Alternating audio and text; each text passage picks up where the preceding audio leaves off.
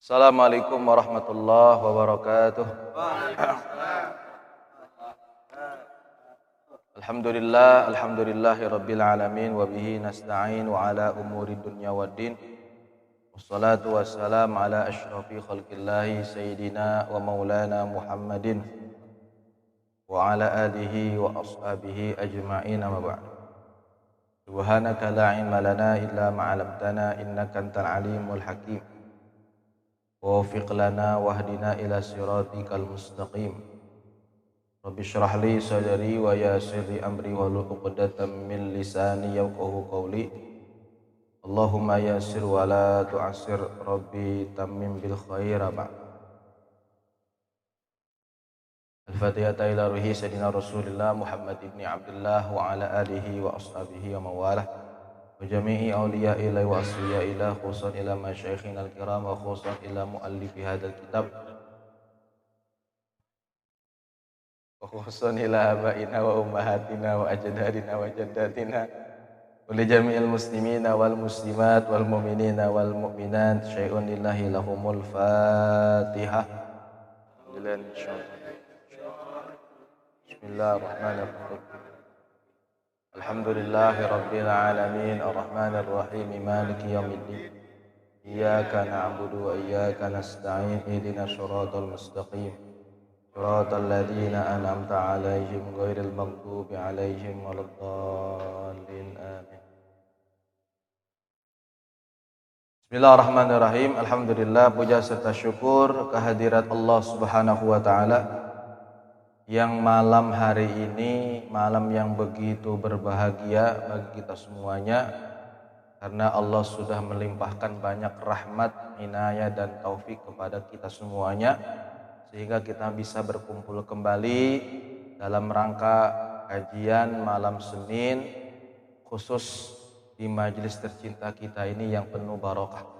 Mudah-mudahan kebersamaan kita dalam waktu yang tidak lama ini dijadikan sebab kita semuanya bisa ngumpul lagi di surganya Allah Subhanahu wa ta'ala.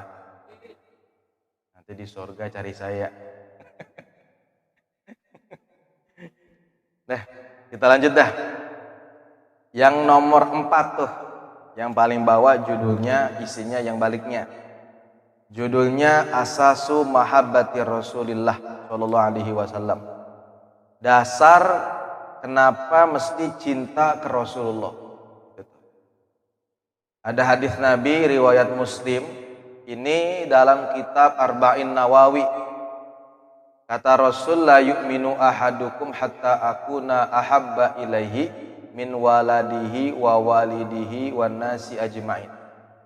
Jadi kata Nabi, tidaklah sempurna iman salah satu dari kamu.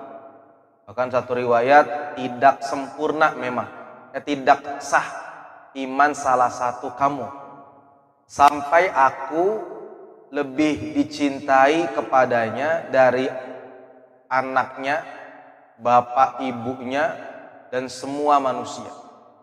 Jadi Rasul itu mesti cinta kita ke Nabi di nomor satuin. Jadi jangan diletakkan 2, 3 dan seterusnya. Rasul itu number 1. Ini kata ulama, kalau cinta kita ke anak aja bisa kita limpahkan. Nih, contohnya abang-abang yang udah pada kawin, udah pada ngerasain punya anak. Bagaimana mahalnya biaya anak? Bang Pami sesar ya? Coba berapa duit Bang? Ya, enggak kalau seandainya berduit. 10 ya? Lumayan motor ratu turun. Satu ya hitungan Bang Pahmi aja kali ya. Bang Pahmi sesar 10 juta. Terus tetek bengek susu buat emaknya agar bisa nyusuin anaknya. Total sampai 2 tahun umpama. Itu ya 5 juta, 10 juta lah susu ya. 2 tahun kan nyusunya. Terus belum pakaian. Hitung-hitung sampai dia 2 tahun aja nih, hitung-hitung kasar ya. Itu mungkin 50 juta itu. Selama 2 tahun nih ceritanya nih. Itu belum sekolah, belum bisa ngapa-ngapain, baru beranjak menuju berjalan, belajar ngomong, belajar interaksi dengan yang lain. Nanti udah masuk sekolah, biaya lagi.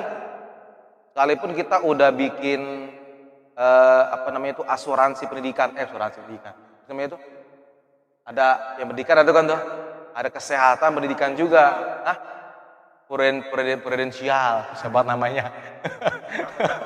Nah, itu udah kalau kita hitung-hitung dari TK aja udah sekian juta setahun kan TK, ada yang 2 tahun. Beranjak menuju ke SD atau MI 6 tahun, SMP 3 tahun, SMA 3 tahun, belum kuliah 4 tahun, belum kalau dia pengen ngambil S2 2 tahun, S3 setahunan. Itu kalau total aja itu mungkin sampai 500 juta kali itu. Lebih mungkin. Kalau dokter lebih, nyogoknya aja belum. Aduh, itu udah nggak kehitung. Kalau seandainya buat anak aja kita rela hilang sampai uang 1 miliar, tapi kenapa buat Nabi masih perhitungan? Nah ini nih, kalau ada orang ngadain maulid, umpama maulidnya itu dia nyumbang 20.000, dia nyumbang, tadi saya ngisi acara maulid, total biaya panitia itu 36,5 juta. Totalnya tuh, karena ada santunan anak yatim, jadi banyak tuh, budget makin tinggi, makin bengkak. Maka saya bilang gini, 36 juta bapak-bapak, ibu-ibu itu nggak ada apa-apanya dibandingkan Abu Lahab. Loh, kok Abu Lahab? Kan yang ngomongin Rasulullah. Abu Lahab itu abang-abang, itu ketika Rasul lahir, itu senang banget. Ini sebelum jadi musuh ya, ingat ya, sebelum jadi musuh. Jadi dulu Abu Jahal, Abu Lahab itu ya sama, dua-duanya kasarnya encang atau encingnya Nabi dah. Dua-duanya cinta sama Rasul. Kan mereka nggak tahu ini bocah gedenya bakal jadi Nabi, nggak tahu. Ini bocah gedenya bakal jadi ustadz. Kalau sekarang nih, itu nggak ada yang tahu. Pokoknya seneng, digendang-gendong. Itu Abu Lahab tuh saking senengnya apa? Rasul diangkat. Kalau bahasa kita mungkin nang ning nang, senang banget lah. Abu Lahab tuh galak, sama kayak Abu Jahal. Tapi kalau udah ketemu Nabi, lagi berangkang, Nabi senyum-senyum, diem, galaknya hilang. Kalau mungkin Abu Lahab bertato, ketemu Rasul luntur tatonya tuh. Tatonya naga, ketemu Rasul jadi ular, jadi ulet, jadi cacing, tulang ikan. Itu kalau seandainya Abu Lahab yang begitu kafirnya ya, idza kana kafiron ja'ahu dzammun, kata ulama, kalau memang si orang tercela yang kafir ini bisururi bimaulidil Mustafa, seneng atas kelahiran Nabi. Senangnya itu nggak main-main Abu Lahab. Senangnya itu dia memerdekakan satu orang budak tercintanya, namanya Sayyidatuna Thuwaibah al-Aslamiyah. Jadi abang-abang, kita ini orang merdeka. Dalam kitab fikih ini, kalau kita dibunuh sama orang, namanya qatlu amdin, dibunuh nggak sengaja, itu kita disuruh kisos. Seandainya keluarga yang kita bunuh itu ikhlas, ridho, udah meninggal, nggak bisa dibalikin lagi, saya ikhlas sebagai keluarga. Itu nggak mesti ikhlas gitu aja. Boleh langsung diganti dengan nominal uang. Berapa uangnya? Standarisasi yang dibentuk oleh ulama adalah 100 ekor onta. Satu onta itu 10 juta. 10 juta dikali 100, 1000 juta. 1000 juta berapa tuh? Oh ya, 1 M lah maksudnya. 1 M, bener 1000 juta. 1 M. 1 M itu. Jadi kita ini mahal sebenarnya nih. Hidung mahal, gigi mahal, jantung mahal, hati mahal, ginjal mahal. Mahal kita ini. Berobat aja mahal. Dihargakan 1 miliar sama Allah ketika nyawa satu orang muslim hilang. Nah, setengah dari orang merdeka namanya budak. Itu harganya berapa? 500 juta. Seakan-akan nih, seandainya Abu Lahab Islam nih, Bang paham? Seandainya beliau ridho atas agamanya Rasulullah yang dibawa sama Nabi kita, itu seandainya Abu Lahab ngadain maulid, ini Abu Lahab penyumbang terbesar 500 juta. Makanya nanti yang sedekah maulid cuma 20.000, ya nggak ada apa-apanya sama Abu Lahab. Nggak ada apa-apanya itu sama Abu Lahab. Wong Abu Lahab sampai 500 juta kok. Abu Lahab sampai 500 juta nyumbang buat seneng sama Nabi.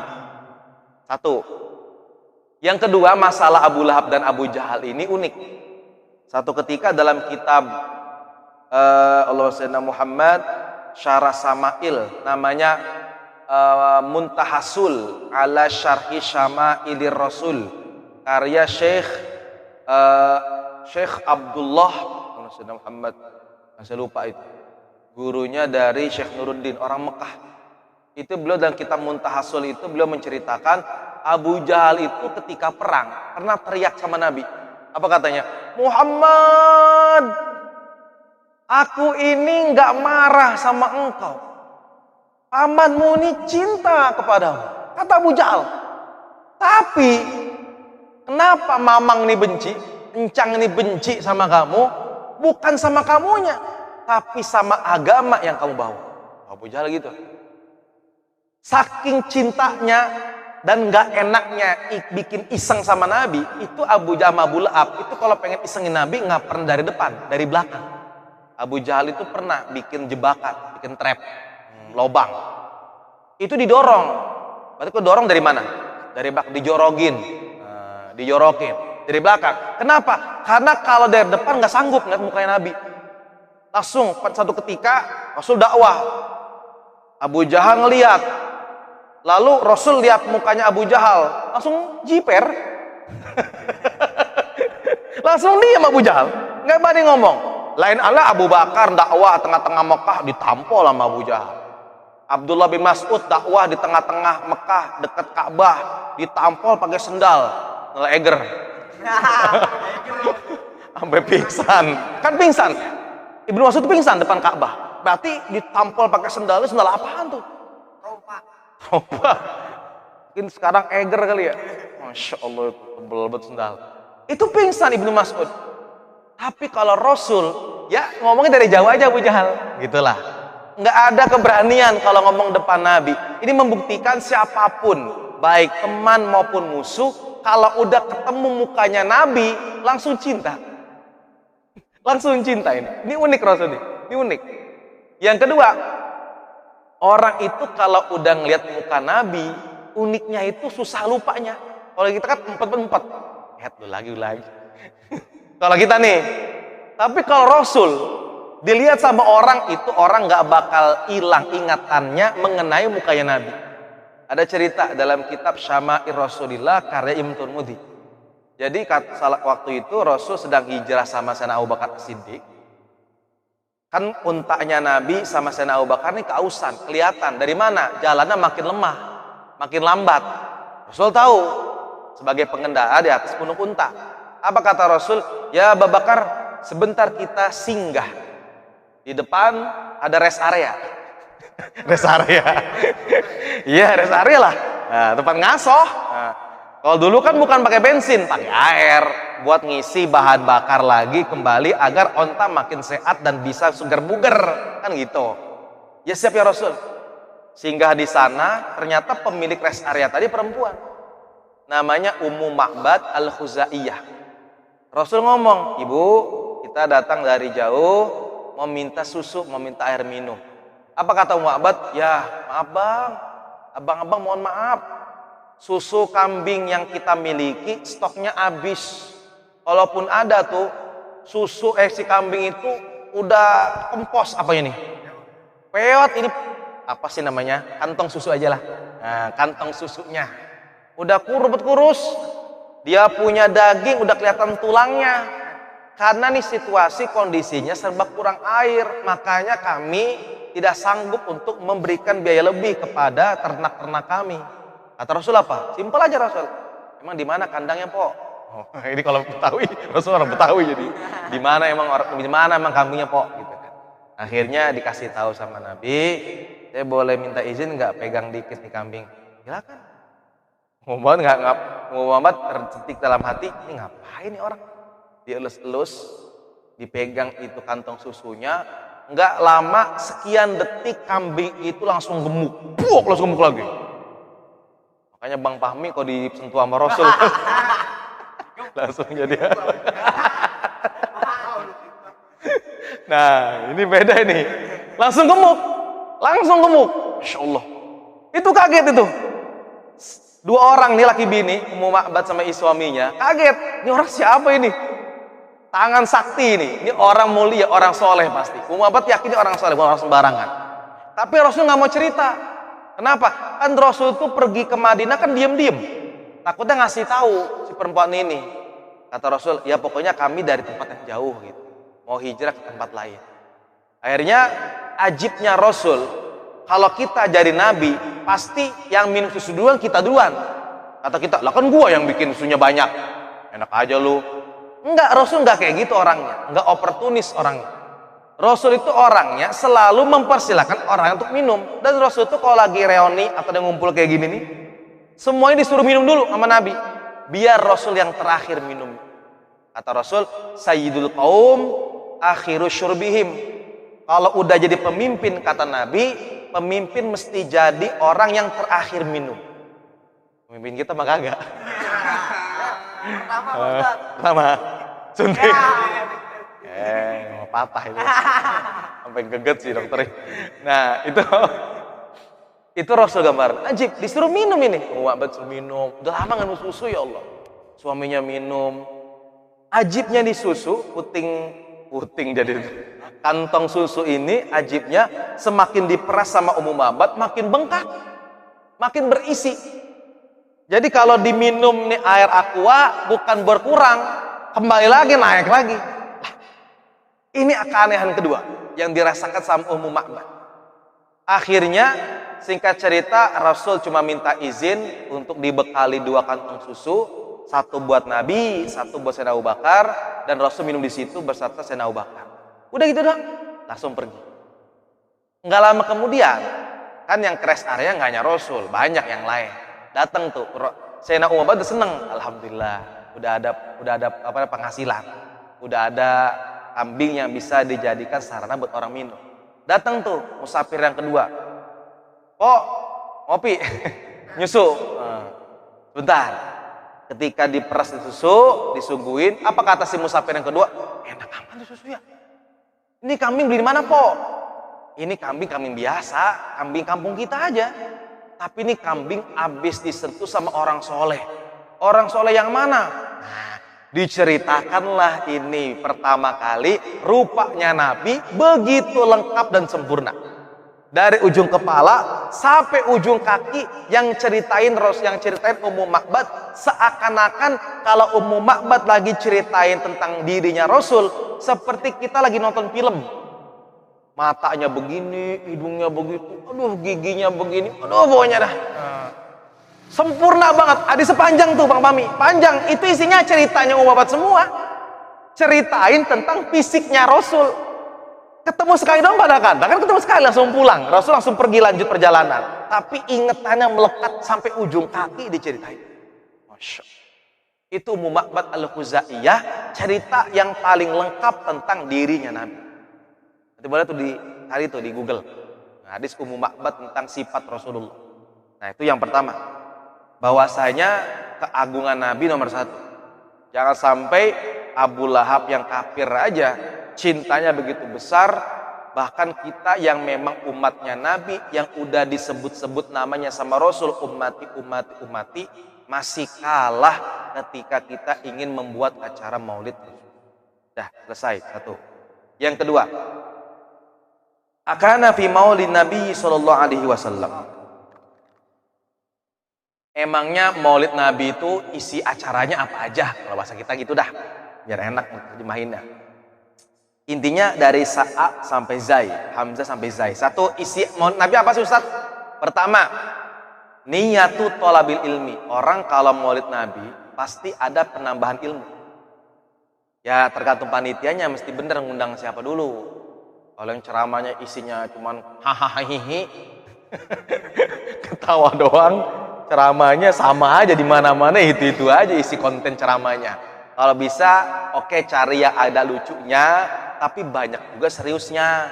Karena kita pengen nambah ilmu, tiap tahun ngundang dia mulu. Karena dia mulu ceritanya ya itu aja. Ya udah, pulang-pulang dari maulid, ya bawa leluconnya doang. Gak ada yang dibawa itu lebih-lebihnya. Makanya ketika kita datang ke majlis Maulid Nabi, dengerin penjelasan daripada penceramah, ulasan Maulid dari penceramah, itu cakep. Kata Rasul, man salaka tariqan yaltamisu bihi ilma, sa'allallahu lahu tariqan ila jannah. Perjalanan kita intinya disebut oleh Rasul, dianggap oleh Nabi sebagai perjalanan surgawi lah.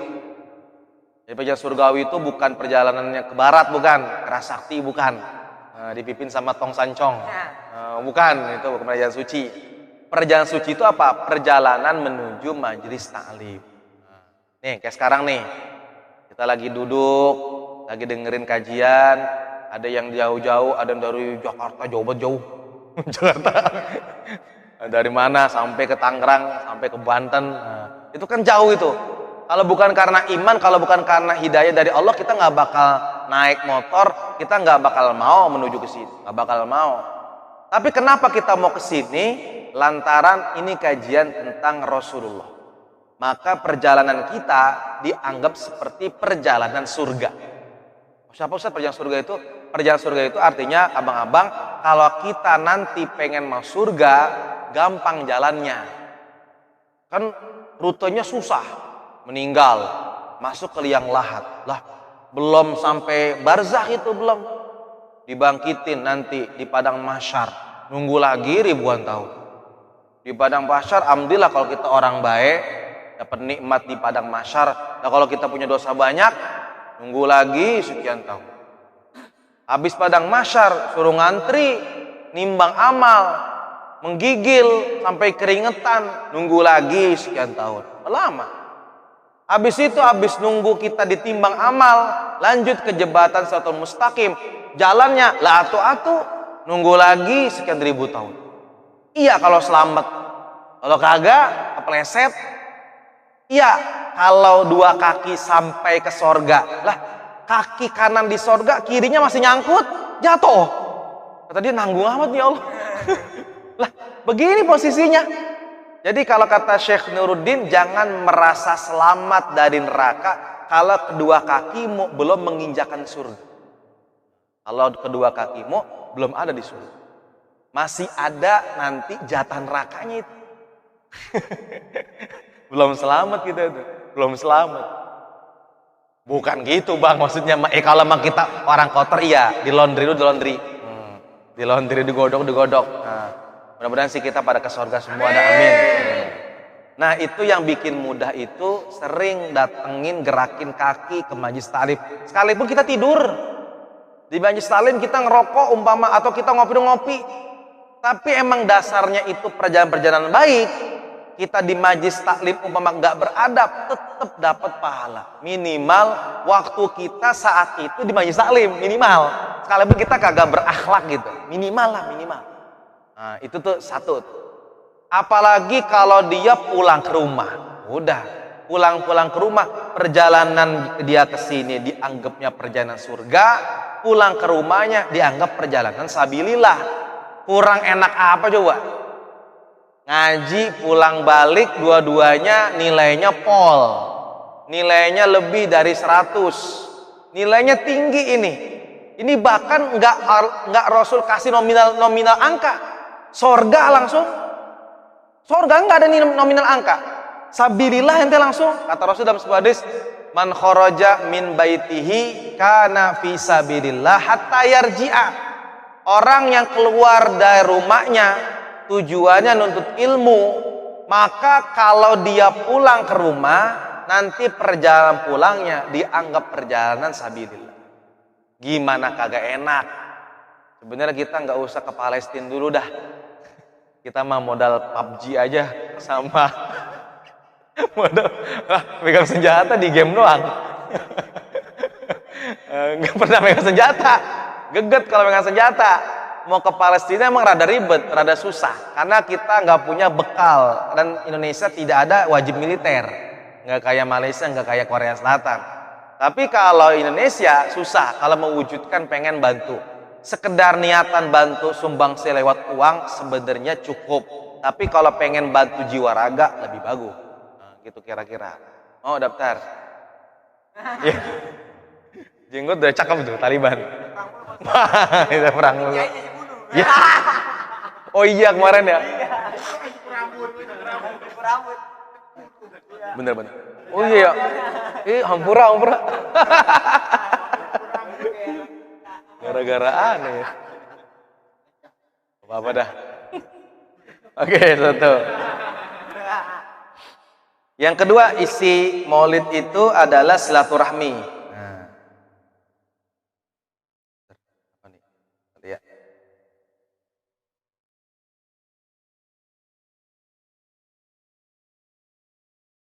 Ya. Silaturahmi ini momen di mana ada saudara, teman yang mungkin jarang ketemu. Pas maulid ketemu. Kan acara maulid makannya beda-beda. Ada yang bawa berkat, ada yang makan di tempat, makannya pakai nampan. Ketemu sama temen yang jarang ketemu, apalagi kok ketemu sama temen yang rada musuhan. Insya Allah dengan perantara maulid hatinya nyambung lagi. Lah, lu di sini? Iya bang, makan bareng. Ya bang, makan bareng. Kan gak enak, bisa diem-dieman satu nampan, masih ngobrol.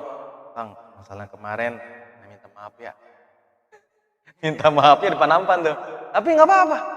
Banyak orang akhirnya ketika maulid itu jadi momen reuni atau jadi momen dia minta maaf sama orang. Silaturahmi itu, ajib itu maulid tuh. Yang kadang-kadang kita kalau ketemu orang yang lebih muda dari kita kan kagak mau.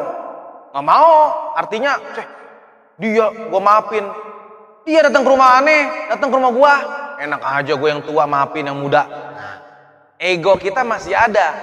Kalau main ego-egoan nih, main tinggi-tinggian, gak ada ceritanya yang tua datang ke yang muda. Nah, karena acara maulidnya nih, adik kakak ini tinggalnya satu kampung, masjid cuma satu, bikin acara maulid.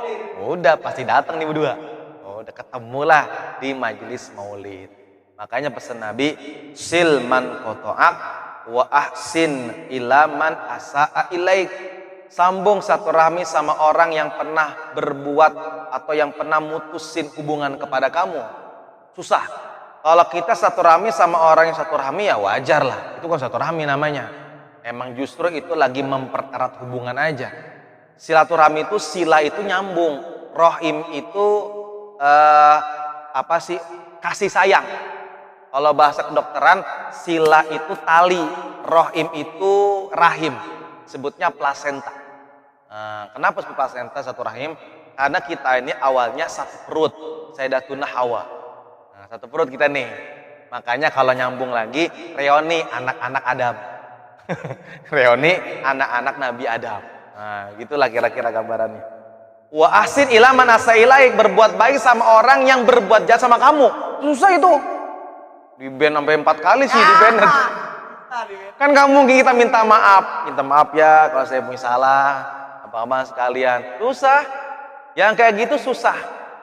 Cuma kerjaan orang soleh, contoh seperti para wali yang memang hatinya kebuka banget untuk selalu dan selalu memaafkan orang yang berbuat jahat. Susah itu. Tingkat tertinggi orang yang lagi baca tasawuf apa? Kaziminal ghaiza wa'fu anhum. Selalu nahan diri dari sifat marah dan gampang maafin orang. Susah itu. Susah itu. Oke, kalau sabar masih ada. Tapi maafin yang benar itu susah. Atau maafin orang yang pernah berbuat jahat ke kita tuh sulit. Sulit banget. Nah, momen maulid bisa mencernihkan dan bisa mencairkan suasana. Yang ketiga, baca Quran. Cara maulid pasti ngundang qori. Gak lengkap kalau nggak ngundang qori. Dan kalau udah ngundang qori, kata Nabi, manijtama'a ayatan min ayatillah kanat lahu nuran yaumal qiyamah. Maaf, kata Sayyidina Ibnu Abbas, orang yang ngumpul-ngumpul untuk dengerin satu ayat dari ayat-ayatnya Allah, maka nanti itu pendengarannya dia Allah rubah jadi cahaya di dalam atau saat terjadinya huru hara hari kiamat. Jadi nanti pas ketika di padang mahsyar kan gelap, orang nggak tahu arah, nggak ada senter, nggak ada lampu, nggak ada penerang, nggak ada lampu jalan. Bagaimana cara mereka untuk bisa tahu jalan?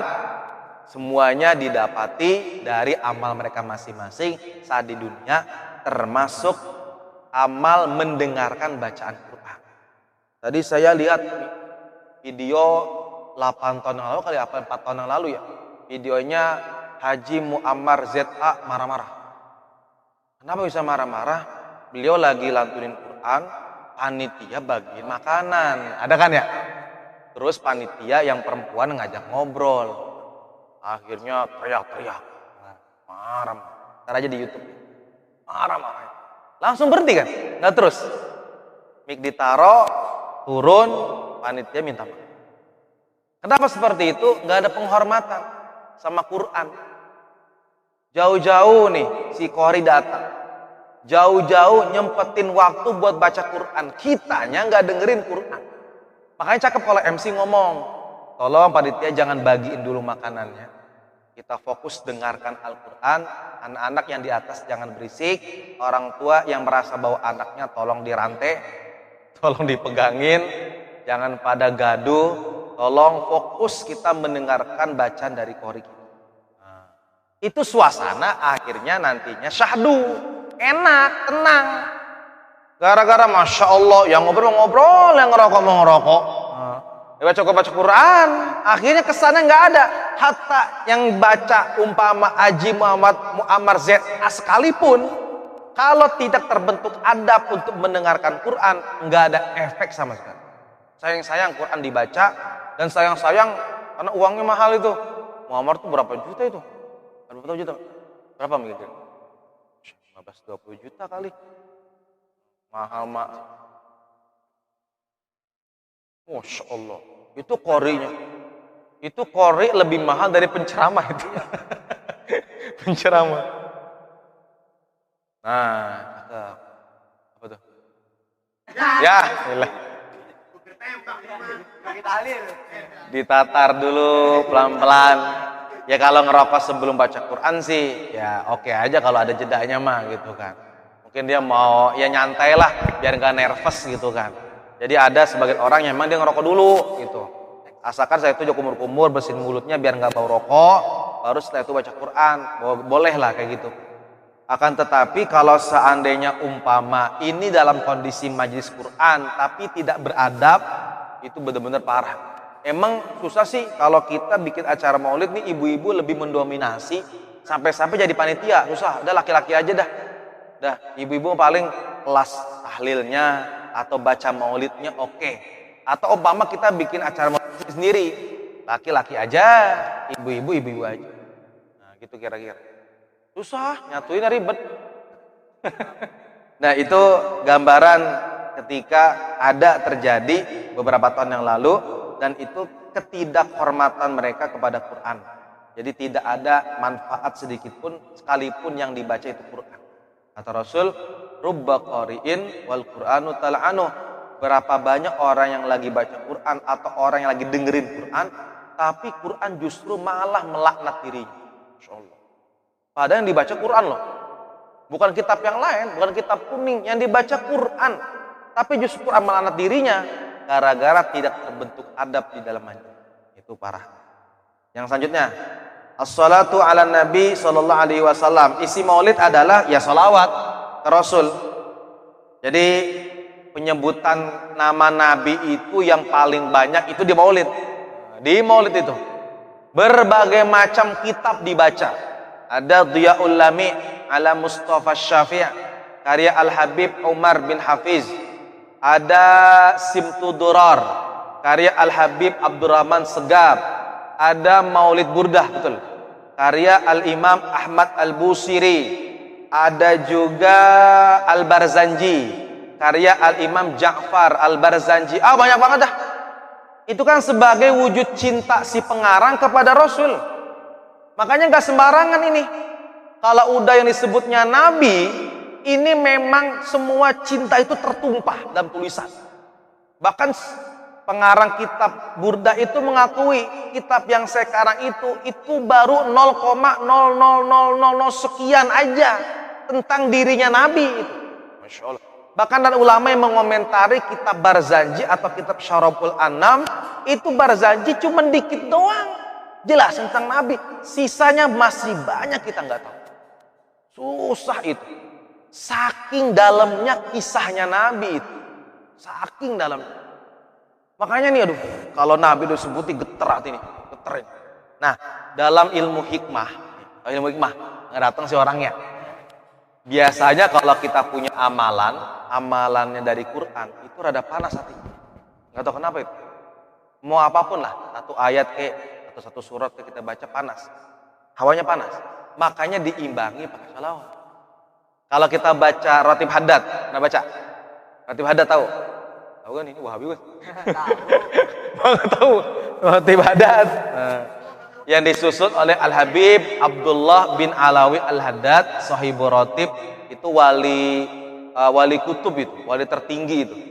Itu kata para ulama, pasti Ratib atau aman apapun isinya dua. Kalau bukan Quran, pasti ada sholawat. Kenapa seperti itu? Ngimbangin dan ngademin. Tuh, netralisir. Kalau kata almarhum Kiai Haji As'ad Syamsul Arifin, itu orang Madura itu salah satu pendiri besar NU itu, angkatannya Mbah Hashim Asy'ari. Itu kata beliau, Quran itu ibarat air panas dalam termos. Kita pengen minum, gimana caranya? Tuang ke gelas, campur air biasa. Air biasanya itu adalah sholawat. Kira-kira gitulah gambaran. Yaitu gambaran abang-abang dalam ilmu hikmah tentang kenapa mesti bersalawat. Kata Nabi, man shalla alayya wa'idatan sallallahu alaihi asyra. Orang yang salawatnya kepadaku sekali, Allah balas dengan 10. Emang nih aneh juga nih. Dalam hitung-hitungan agama, di mana-mana orang itu gaji itu sesuai kerja. Lah, gaji kerja sekali, ya gue gaji sekali. Ya bener gak? Gaji kerja 30, ya digaji 30. Seandainya satu hari terhitung 100.000, gajinya 3 juta. Umpama nih, kalau bahasa kasarnya nih, hitungan kasar. Tapi untuk Allah enggak. Kalau kita kerjanya sama Allah, kerja agamanya sama Allah, kerja sekali, digaji 10 kali lipat. Itu Allah tuh, cara pikirnya Allah tuh gitu. Cara berpikirnya Allah tuh gitu. Kita nih sholat nih, 4 rakaat, Johor atau Isya tadi. Nilainya 4 rakaat. Tapi Allah hitungnya 1 rakaat itu nilainya 10. Jadi 40 pahala. Gitu. Itu sendiri. Kalau berjamaah 40 kali dikali 27. Itu sendiri dah. Dikali 27, beda lagi itu. Itu banyak pahala yang sebenarnya kita raih, dan itu hitungannya Allah. Sedekah. Sedekah sekali dibalas 10 kali lipat. Saya cerita dikit ya. Jadi waktu itu saya mau berangkat ke Bogor, mau ke rumah mertua naik motor. Singkat cerita, si Caca nih ponakan saya nih, namanya Salsabila, dia ini minta duit memaknya, ngamuk-ngamuk.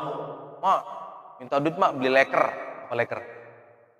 Ya, yang isi coklat. Nah, harganya 2.000 3.000. Akhirnya karena emaknya lagi sibuk, lagi ribet, ternyata emaknya nggak ngeroin lagi tuh. Ngamuk nih Cak, keluar dari rumah, namanya anak kecil. Apa sih Kak? Gitu. Om aku mau beli leker tapi nggak ada uang. Ya udahlah Om kasih lah. Di kantong Anda cuma ada 2.000. Cuma ada enggak. Waktu itu ada duit 20.000 ada, masih ingat 20.000. Anda kasih 20.000. Nih dah 20.000. Berdua sama Cutan ya, sama Sultan, adanya Sultan. Kakak 10.000, adik 10.000. Terima kasih Om katanya. Ya tuh Ane berangkat yang motor. Ketika Ane mau berangkat itu, Ane biasanya rutinnya itu salaman dulu ke orang tua. Pak mau pergi Pak nih, Bogor. Ntar kata Bapak gini. Nih, Bapak baru dapat rezeki tadi nih. Biasanya nih. Bapak tadi kerja dapat uang lebih. Nih, buat Acun, buat keluarga dah dikasih berapa? 200.000. Langsung cash itu. Langsung cash. Nggak ada 5 menit itu. Nggak ada 5 menit. Yang tadinya 20.000 jadi 200.000. Anda di jalan senyum-senyum aja. Masya Allah nih, sedekah nih cepet banget balasannya mah. Cepet banget sedekah nih balasannya. Langsung cash itu. Nah itu gambaran ya. Gambaran cara pikirnya Allah gitu Bang. Cara pikirnya Allah gitu. Emang aneh yang kita pikir-pikir lah. Iya juga ya. Tapi emang kayak gitu. Emang kayak gitu. Nah, itu juga gambarannya seperti itu kondisinya. Nah, lanjut dah. Kita lewati kebanyakan yang ini. Lanjut yang H.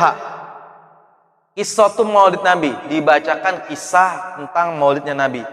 Jadi, kalau kita pengen menambah imun dalam kekebalan diri, dalam hal mengarungi kehidupan nih, itu yang dibaca orang-orang yang pertama real, orangnya ada. Jangan cerita yang nggak bener orangnya nggak ada, apa sih namanya, fiktif. Pengen bener, nangis-nangis mengarungi kehidupan, bacanya komik. Ya, sekalipun oke, silakan baca komik sebagai hiburan. Akan tapi jangan jadi patokan. Enak banget nih kok ikut jadi Naruto nih. Begitu mulu. Bininya dimarahin. Kamu tuh nggak kayak Hinata lagi. Ngapa dihinatain bini? Lihat tuh tetangga kayak Sasuke sama Sakura. Apaan sih? Sabeng lakinya nih baca komik Naruto kelamaan. Nah, itu kan gara-gara patokan kehidupannya itu yang dia baca sesuatu yang nggak nyata, nggak real. Tapi kalau yang kita baca memang orangnya ada, sejarahnya ada, ajibnya sejarahnya itu termaktub di kitab yang mulia, yaitu Al-Quran. Yang diceritain siapa? Ya para Rasul. Ini masa mustahil kita nggak dapat ibrah pelajaran, nih mustahil. Semuanya ada gambarannya di para nabi, di para Rasul. Makanya kata Allah, laqad kana fi qasasihim ibratul liulil albab. Sungguh kata Allah, ada satu nilai pelajaran di dalam cerita-ceritanya para nabi. Buat siapa? Buat orang yang memang akalnya cerdas. Kalau akalnya emang bocah, dasar bocah, emang baca komik mulu. Tapi kalau memang dia udah dewasa, yang dibaca atau yang dicari tahu itu adalah pelajaran dari setiap nabi. Contoh aja, siapa aja lah. Contoh, kisah anak yang bader sama orang tuanya. Itu kan kisahnya Nabi Nuh. Kurang baik apa Nabi Nuh? Dakwah 930 tahun. Punya bapak Nabi, maksudnya Nabi Nuh. Anaknya nggak mau ngikut. Nanti ada, kalau kita punya anak rada bandel, disuruh baca kisahnya Nabi Nuh. Bagaimana caranya Nabi Nuh itu berdakwah kepada anaknya. Ada cerita. Apalagi contoh, kisah orang yang memang kapok, punya wajah ganteng. Bukan Nabi Yusuf, enggak. Artinya kegantengan itu juga bisa jadi cobaan. Orang hari ini hari gantengnya Masya Allah, sampai operasi plastik. Padahal ganteng, cantik, maaf, jelek itu semuanya adalah cobaan dari Allah. Cobaan dari Allah itu. Yang ganteng cobaan juga, yang jelek juga cobaan juga. Cobaan supaya dia syukur atas nikmat, cobaan supaya dia sabar atas kejelekan. Juga sabar itu cobaan itu bentuknya. Maka gimana caranya ketika kita mencerminkan umpama Allah kasih muka ganteng umpama. Nih, Pak ganteng, dilihat, buset, gua kayak Nabi Yusuf. Buset. Makasih. Muka dia sesukan. Ganteng. Tetangga kalau lewat, Masya Allah, piring pada jatuh. Masya Allah ini. Itu jadi fitnah. Akhirnya bininya cemburu. Akhirnya dia omongin. Banyak orang-orang tetangga yang suka sama dia. Udah bang, nikah aku aja bang. Kan Pu punya laki. Enggak, gue minta cerai gara-gara lu. Masya Allah Rabbi. Jadi fitnah itu. Jadi jangan kira kita nikmat yang besar seperti ketampanan itu. Udah kita yang paling ganteng di sini, udah paling hebat. Enggak. Disuruh baca kisah Nabi Yusuf. Terus sampai Nabi Isa, sampai Nabi Ayub yang sakit, sampai Nabi Isa yang memang gak punya apa-apa. Kasurnya tanah, selimutnya langit. Masya Allah. Saking gak punya apa-apa, makan apapun yang lewat daripada sungai. Yang lewat di sungai jeruk yang dia makan. Yang lewatnya umpama ketimun, ya ketimun yang dia makan. Hari itu nggak lewat apa-apa, nggak makan apa-apa. Itu. Ya, aku Nah, itu juga sama itu. Itu juga jadi gambaran kita ini mesti baca yang real. Hari ini orang Amerika, karena mereka nggak punya sosok. Mereka ini nggak punya figur, nggak punya orang yang mesti ditiru, nggak punya pedoman hidup. Maka akhirnya mereka cari-cari cara agar bisa menciptakan karakter supaya jadi gambaran. Akhirnya bikin komik, ada Marvel, ada DC, bener ya sebutannya sih? Disney lagi, DC. Itu ketuanya Batman itu, Superman. Marvel ketuanya Captain Amerika. Nah, itu kan contoh-contoh yang memang nggak real, nggak puas dengan komik, mereka bikin film, agar nanti anak-anak itu punya idola. Siapa idola kamu? Captain Amerika, Bu. Kamu siapa idola kamu? Spiderman. Bisa nempel di rumah tetangga.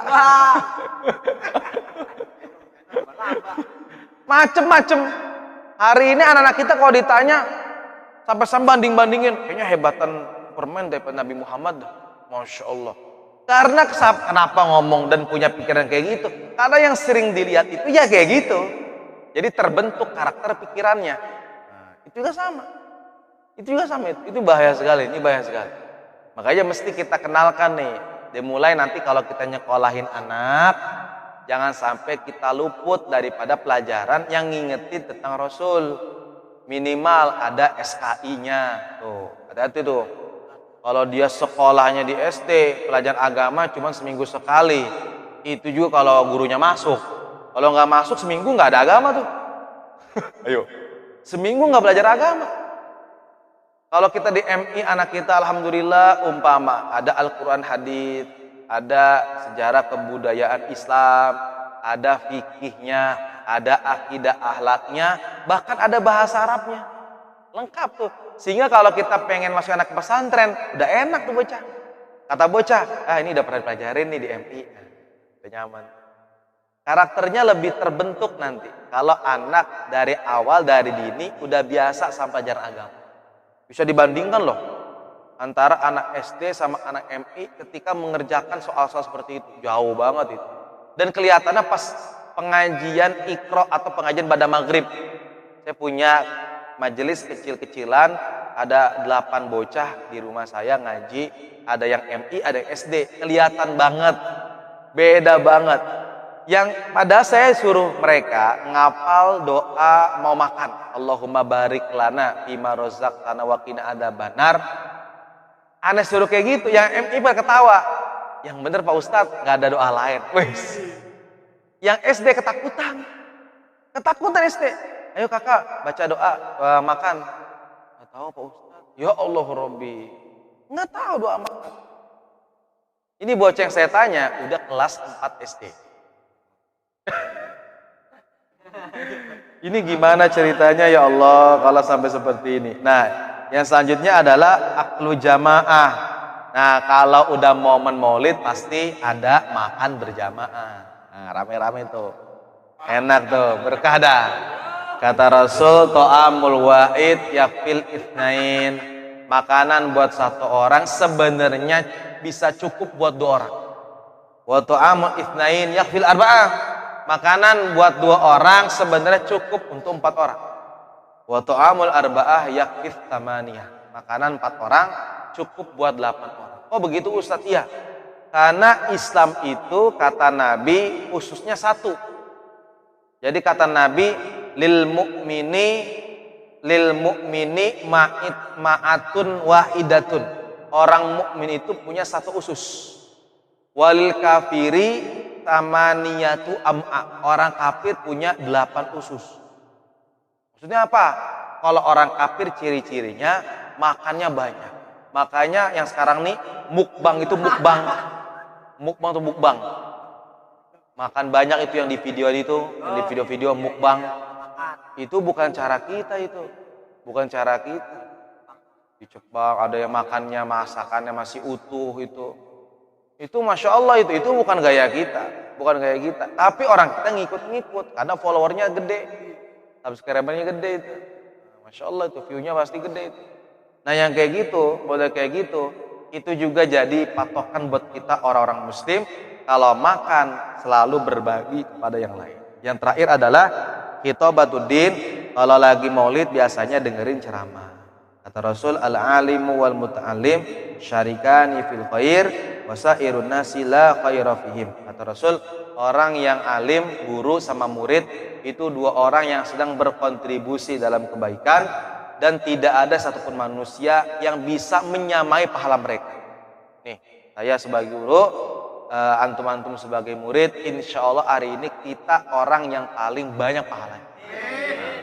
Kalau memang diamalkan apa yang disampaikan.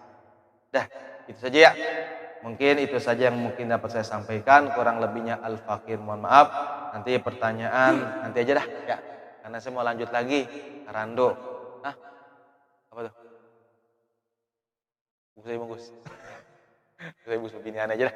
Ya, kurang lebihnya al-fakir mohon maaf. Bila taufiq wal hidayah. Adan Allah wa ikum ajmain. Wassalamualaikum warahmatullahi wabarakatuh.